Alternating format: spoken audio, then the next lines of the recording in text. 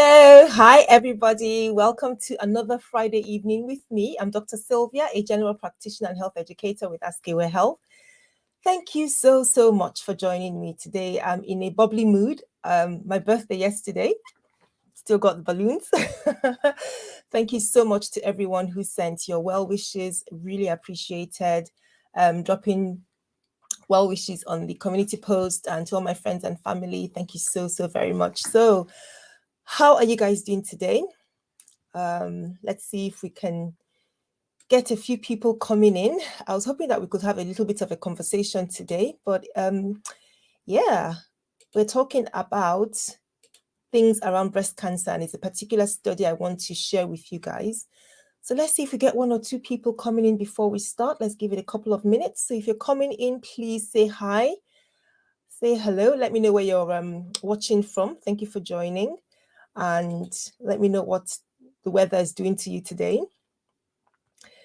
It's a little bit colder in my part of the world today than it was yesterday. Yesterday wasn't too bad. All of a sudden it's gotten cold again. But yeah, I hope you're all doing very well, getting ready for the weekend. Give me a shout out. Hi Portia, thanks for joining. Hope you're doing well. Where are you watching from? Hope you've got great plans for the weekend. Thank you for joining. Please share this video. I'd love to get some comments and contributions, discussions around the topic. We're looking at breast cancer. I'm going to get started in a minute because it's 30 minutes, not going to keep you guys too long. But yes, if you're joining, please let me know where you're watching from. Let me know how your day is going. If you're watching the replay, please don't forget to like the video and subscribe. Watching from Ghana. Ooh, amazing. Oh, thank you so much for joining. Thank you so much. Glad to have you here. Okay, so a recent study came out and it was talking about risk factors for breast cancer. Let me see if I can share. I didn't think about sharing my screen. So let me see if I can share the screen. And it was a recent study anyway in an oncology journal, that's in a cancer journal. And it was talking about how women view their risks of breast cancer. And I thought that it was interesting because it mentioned a particular risk factor that we don't pay too much attention to. Can I find it? Oh, yes. Let me see if I can share the screen and then, oh, yeah. So, I hope you can see this. Let me come back in. I hope you can see this. So yeah, this is the study, and it was just looking at women's perception of breast cancer risk for women who receive a mammograph or a mammogram. And then a mammogram is just an X-ray of the breast that can help to identify changes in the breast that might suggest breast cancer. So this is what prompted this particular video today, and I would like us to look at it. Hello, if you're just joining, thank you so much for joining. I really appreciate you. I hope you're having a good day. Let me know, just comment, say hi, please. Let me know where you're watching from. Okay, so let me stop sharing this and then we can begin. And we're going to start by talking about risk factors. But before I do that, breast cancer, cancer of the breasts, obviously more common in women. And in fact, the definition is that breast cancer affects 1 in 8 women globally. So let's say you were in a class of 20 women, or 30 women. That means 2 or 3 women in that small group will have breast cancer. It's that common. And it's one of those things that we don't know fully the cause. We know about some things that have an increased risk or give an increased risk of developing breast cancer, but we don't know everything that causes it. Why does one person in particular get it and not the other person? All we know are that there are some particular things that can increase the chance of a person getting it. That's all we know. We're going to look at those. But this is what breast cancer is. It's an important topic. It's one of those things that the earlier you detect it, the better, and the faster you seek treatment, the better in terms of outcome. And that's why we encourage women to examine their breast, get into the habit of examining your breast, whatever age you are, get into the habit of examining your breasts, do a self-breast examination. And it's not hard. We're not asking you to find anything. all we're asking you in terms of a breast examination when you're examining your breast is just feel your breast and just get used to how it feels. And that way you're more likely to feel something different quickly early on. So if you get into the habit of every month after your periods, if you're still having periods, you check your breast and feel. If you do that regularly, then if at all there's a change, you're more likely to pick it up quickly. That's the premise. If you're not sure, if you're worried, if you're not sure, then please seek medical advice. Ask a doctor to help you to examine for you. So let us talk about the breast cancer risk factors, because I think that is so important. Please don't forget to like the video. We are doing a lot of growth. There's a lot of growth on the channel, and I'm so grateful for those who have newly subscribed, and particularly for those who have been with us all the way since our very small days. Thank you so much for the support. So let's talk about risk factors of breast cancer. And you guys know I love to share my little graphics. I love graphics. So let me share this one that I've pulled up for you. Hopefully you can see. Yes, hopefully you can see. Let me take off the banner. So this is a table. I hope you can see this because I can't tell. If you can see this graph, anybody in the comments, let me know, please. So there should be a very colorful box, very colorful box that says breast cancer risk factors. So if you can see it, please give me a shout so that I'm sure. Okay, so these are the risk factors for breast cancer, okay?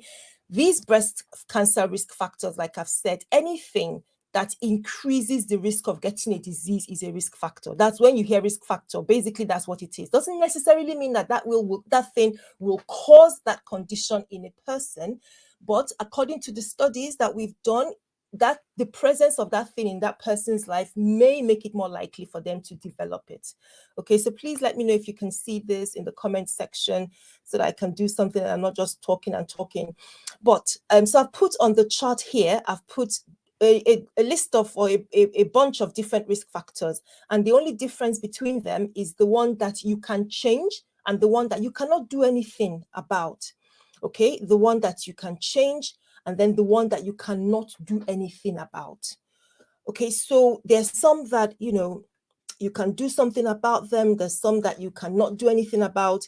So it's really important. And one of the things that I would like to, I just noticed actually on my panel here that I've actually mislabeled it. So my apologies, that I've actually mislabeled that. It should be the colors should be the other way around. So what I've gone and done is I've put the okay, so the ones that you can do something about, for example, your things like your weight, your alcohol, activity, those are the ones that you can modify. So I'm really sorry I've put them in a different color code. So let's start with those ones towards the bottom in red. So weight. Being overweight, we know, has an increased risk of breast cancer. While taking excess quantities of alcohol also has an increased risk of breast cancer. The other thing that we know that can have a small increased risk of breast cancer is using hormones like the pill or HRT. And the other thing that we know can increase the risk of breast cancer is being inactive, which also contributes to being overweight. Also smoking and your diet. Okay, so if you're looking at this chart, which I hope you can all see with me, and just excuse the little error in my color code, the ones in yellow at the top are the ones that you can't do anything about. They're the ones that this is what it is. For example, you can't do anything about your age or your genes, okay? While the ones at the bottom in red are the ones we call modifiable. So you can actually do something about them. You can lose weight, you can cut down or stop taking alcohol, you can stop the pill or HRT, you can do something about your activity, you can become more active, you can stop smoking, and you can improve your diet. So those are the ones that are modifiable. Now, amongst the ones that are non-modifiable, the ones in yellow at the top, you have your age, like I've said, you have genes. So for example, if somebody in the family has breast cancer, somebody in your close nuclear family, we say first degree. So that's like a mom, sister, has breast cancer, there is an increased risk that you might also have breast cancer. Radiation, which is exposure to radiation, like having X-rays, having a lot of them, is not just one X-rays in terms of the excessive exposure. So just to keep that in context, please. It depends on the amount of exposure. And then the another condition, other risk factor that we recognize is diabetes. Now, this does not mean that everybody with diabetes will develop breast cancer. So please, let's keep context. Remember, I've defined risk factor as something that its presence could increase a person's risk, okay, of having a condition like cancer, but not everybody with diabetes develops breast cancer. So another one is dense breasts, and I've left that one in blue because that's the one in particular we're looking at today. Guys, please don't forget to like the video. Don't forget to share it. I've got a few people watching the live at the moment, so please do me the favor of liking it and sharing it. This information is useful to so many women. Don't just wait until when it's Breast Cancer Awareness Week or Breast Cancer Awareness Month to talk about this. It's important to have this information at the back of our minds.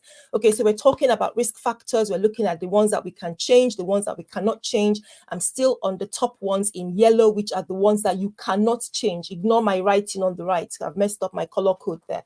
But the ones in yellow are the ones that you cannot change. So the next is lumps in the breast. Breast lumps that are not cancer. When you say they're benign, you're saying that they will not go ahead to cause cancer most of the time. But it doesn't mean that we should ignore them as a result, because sometimes they may change and they may cause cancer. So just having that could be a risk factor. Again, it's not everyone. A breast lump could be a cyst, for example, that can get infected and it can be removed. It doesn't mean cancer, but it's important that we keep track of it. And then the next one to it is carcinoma in situ. Please, that's just a very posh word that just suggests that there are changes in the tissue, the breast tissue, before anybody can see anything abnormal on the breast. Tiny, very, very microscopic changes inside the breast that you can't see with the naked eye, that may, if they're present, if we can detect them, can go on to develop, to become cancer in future. So these are well before any cancer changes, and there are different types that your doctor can detect or the specialist can detect using the microscope, using laboratory tests. Then the next risk factor is when your period starts and stops. Remember, we're talking about risk factors. And in this one, the yellow boxes are the risk factors that you cannot do anything about, okay?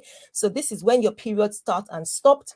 And this simply tells us, basically, if you think about exposure to hormones, okay? So if you start your period early, and if you finish your period late, and that means your body has plenty of time to be exposed to hormones like estrogen, the person is more likely to have breast cancer.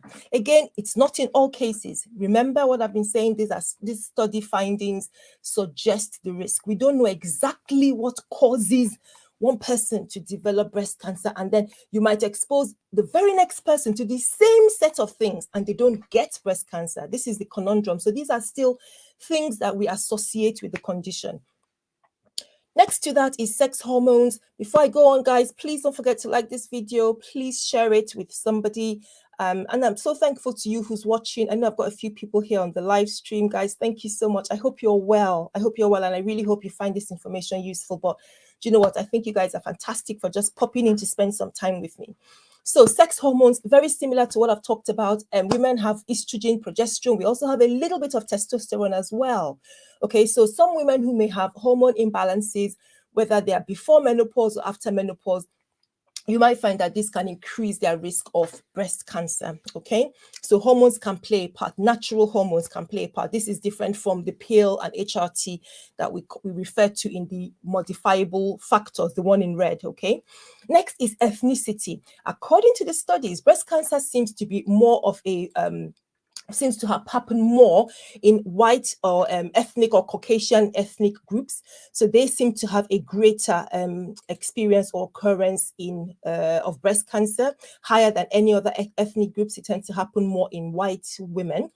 Next, we have a previous cancer. That means if you've had breast cancer before, okay, so perhaps breast cancer maybe 5 or 10 years ago, it was treated, either the lump was taken out, or there was radiation treatment or drug treatment, or what's the other one? A mastectomy if the breast was removed. Okay, so you could have had that kind of treatment, and then things go quiet. And then after some time, the cancer can either come back. So that just speaks to the fact that a previous occurrence of breast cancer can be associated with it happening again in future. Another thing is height. Us tall ladies. So studies suggest that women who are taller than average may have a slightly increased risk of cancer after the menopause. And guys, I usually like to give you my references for this information so that you can go and do your checks as well. Getting accurate health information is so important. So after the stream, I will put different links in the description box that you can, come and sit back later on and go through. And again, if you've got any questions, around this topic, please feel free to let me know. Okay, and the last one that is in the yellow section, and we are talking about the risk factors that we cannot change. We cannot modify them. These are children. So not having children and going on to have them later in life. This is something that you can't really do anything about in some cases. So some people may want to have children and are not able to. So that is something that they cannot control, if you get my meaning. But what the studies suggest is that not having children carries a higher risk, or going ahead to have children at an older age carries a higher risk. In other words, women who have children have a slightly lower risk than women who don't have children. And it's actually thought that this risk goes down the more kids you have. Okay. In addition, the age at which you have your first child also has an effect. So the younger you are when you have your first child, the lower your risk. These are the findings from studies that have been done on this subject, on this matter. Okay, so guys, we are talking this evening, we're talking about breast cancer, and I'm just going to share with you some findings from a study looking at risk factors. And what was interesting about that study was that women seem to know about some risk factors. For example, family history. Women were aware about family history. They were aware about age, that women tend to get cancer as they go, breast cancer as they go older. They were aware of those. They were not aware about this thing called breast density. That's where I'm going to with this live stream tonight. So if you're just joining, hi, thanks so much for checking the channel, much appreciated. I'm just going to take this off the screen. I'm just going to get this one and share something a little bit different. Give me a second so that we go on to the difference. So this is where the topic is going towards. And I think I have a comment here. Hello. Hi, Elizabeth. Good evening. Where are you located here in the UK? Are you a private GP or you work for the NHS? So Elizabeth, my details for how you can get in touch are in the description box. Or if they're not at the moment, I will put them as soon as I finish with this stream. Or if you just check out a previous video, usually all my details are there. The first link will be to use my email information service to contact me, and then we can take it from there. But thank you so much for watching. Welcome. And thank you so much for watching. Right. So guys, we are talking about the issue of breast density. So first off, I want to say that the size of your breast is not what determines, because remember, I've taken off that chart. Did you see anything about big breasts or small breasts? There was no mention about big breasts or small breasts, but there was mention about breast density. Okay, so what is breast density? Before I go there, this thing called breast density, what it is thought is that there is an increased risk. If a woman has more dense breasts, that increases her risk of cancer. So that's why it's important. That's why it's something that women should be aware of. And then I can hear you saying, but okay, so why should I be bothered? I think I need to go back and put that other picture thing up again. So yeah, I need to put that up so that you can understand what I'm saying. So let's remove that. Okay, right. So yeah, so you can see that dense breasts, dense breast, you can see it's showing up in the top yellow boxes, which are the non-modifiable risk factors, the ones you can't do anything about. So I can hear you asking me, so if Dr. Sylvia, why should I be so worried about this if I can't do anything about it? Well, you can't determine dense breast just by examining the breast alone, or even accurately at that. Okay, so you can't tell just by feeling, whether it's yourself or whether it's your doctor feeling the breast. They can't tell. They might be able to feel that, you know, the breast feels a bit different, it's a bit smoother, depending on it. Women's breasts are different in terms of the way they feel. So they might be able to feel something different, but they can't really tell that one breast is denser than the other. It's actually by having a mammogram. The mammogram is what actually shows. And what do we mean by dense breasts? Very quickly, there are two types of tissues that you have in the breast. Okay, two types of tissues. And you have the tissue where the bits that produce milk, the ducts and the glands that produce milk, that's where they are, and the rest of it is fatty tissue. Okay, so those are the two types. The density of the breast is determined by that tissue where you have the milk producing structures, the milk producing apparatus, the glands and the ducts. That's where the density comes. So the more a woman has of that type of tissue, the more dense that we say her breasts are. Now, this type of density in the breasts, we've actually noticed, tends to happen in more in women who are younger or who are slimmer, who are thinner. So I want us to get away from the mindset of, oh, that because a woman is very busty, she's got big boobs, that she's more likely to have cancer. That's not true. Or because a woman has smaller cup size or smaller boobs, she's more likely or less likely to have breast cancer. No, what we're talking about is the density of the breasts, which a woman can have large size breasts, but her breasts are not particularly dense compared to her companion who has smaller breasts but may have denser, they might be denser. So density is something that looks at the nature, the texture of the breast. So let me put up another picture here. This is what we see in a mammogram. Okay, so I hope this helps to sort of bring it more to attention. This is what we see in terms of a mammogram. And so this is what we're looking at, what the doctor's looking at, or the specialist who does the x-rays looking at in terms of deciding whether the breasts are dense or not dense. So I wanted to bring this up because it's an important issue around breast cancer. It's not just those risk factors that we're commonly aware of, like being overweight or using the pill. In fact, that's another one that women are more familiar with. You know, women will say, oh, I don't want to go on the pill because of breast cancer, or HRT because of breast cancer. So yes, we do recognize that there's a small risk, and don't forget the risk with those hormones, the pill and HRT. Don't forget that is a small risk, okay, and that risk goes away. By the time you've not been on the pill or HRT for 10 years, that risk completely disappears. You're the same as any other woman. Okay, so it's just, I'm not saying it's not there. I'm just saying let's be aware and let's put it in context, okay? But there is also a risk from the nature of your breast, the density of your breast. So going back to, well, how can I prevent it? How do I protect myself? What should I do?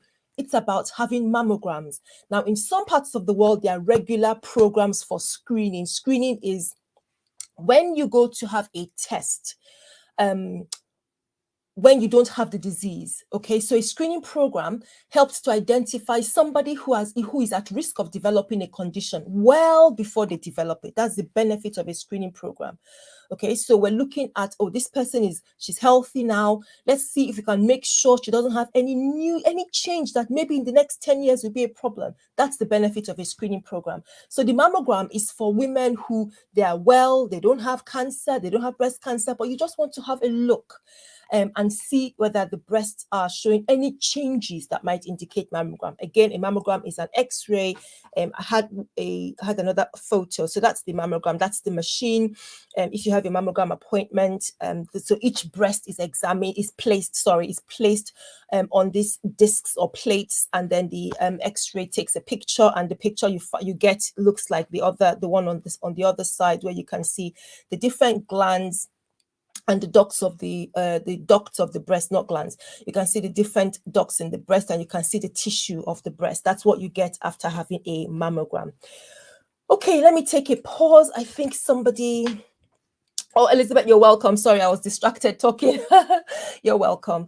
So thank you so much for watching. Thank you so much for liking. Please don't forget to give the video a like, guys, and to share it. So I'm just going to start rounding up because I just wanted to share that information from this study, which I thought was important.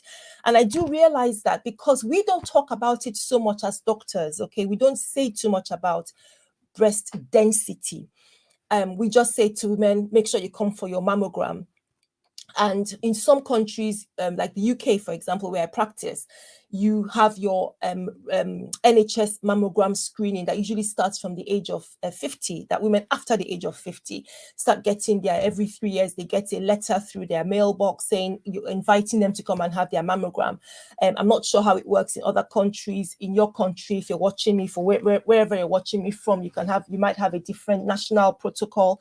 If you don't, it's worthwhile speaking to your doctor. Not everyone particularly needs to have I'm not saying everyone should go and have a mammogram straight away. It may be that you want to sit down and just look at the risks, look at those risk factors that we've talked about. Again, let me put it up. Look at those risk factors and see, does any of these refer to you? Is any of these something that's relevant? The most important takeaway message for tonight is, please get into the regular habit of checking your breasts, okay? Every month, I have a video recently, I think it's as a shorts actually, recently, about checking your breasts and how to do it. So make sure you get into that habit just to feel how it is and what's normal. And if you pick up anything that's unusual, don't sit on it. Don't be afraid of going to check it out. It's better to get it checked out sooner than later. But look at this chart as well. Do any of these conditions apply to you? There's some that you can change. The ones in red at the bottom, those are the modifiable ones: weight and alcohol, smoking and diet, that we think there's some relationship between those and developing breast cancer. Being physically active, swimming, yoga, walking, whatever rocks your boat, dancing, whatever you like doing as a regular activity. These are the things that you can do something about, and which science indicates that can have an increased risk of breast cancer. Then there are other factors which you can't do anything about. The ones in the yellow boxes at the top, you can't do anything about them. Your age, previous cancer, for example, your height, and things, so on and so forth. So have a think, see if you fit in any of these, and then sit down and say to your doctor, do you think, especially if you don't have a screening program, that's what I'm talking about now. If you haven't got a screening program, but you want to know about mammograms, have a chat with your doctor. Send us an email. Use my email health information service. Again, I'll put the link in the description box below. If you want to know, well, do you think it's reasonable for me to have a mammogram? Is this something that you would recommend for me? We can provide you some sort of, guidance and signposting into how we would think about that for you. So please do consider it.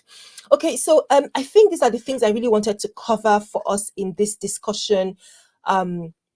We've looked at what is breast density, and I hope I've explained it quite clearly, that your breast is made up of two different types of tissues: the bits that contains the milk glands, the tubes, the milk ducts are the tubes in which the milk is carried, and it's actually those tissues that hold milk, that give out milk if you're breastfeeding. Those are the parts that are more likely actually to become cancerous, according to studies. Those milk producing parts.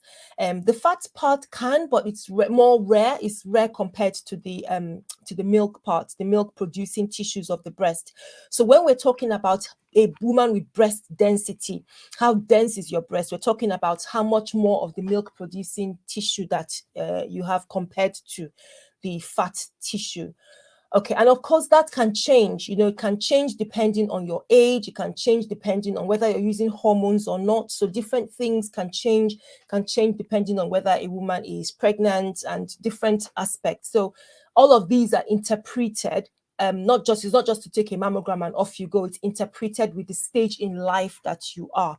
So I think we would start to round off there. Please consider a mammogram if it's something that you're not getting regular screenings for. Have in mindset that these are the risk factors that could contribute to breast cancer. Keep on top of your regular breast checks.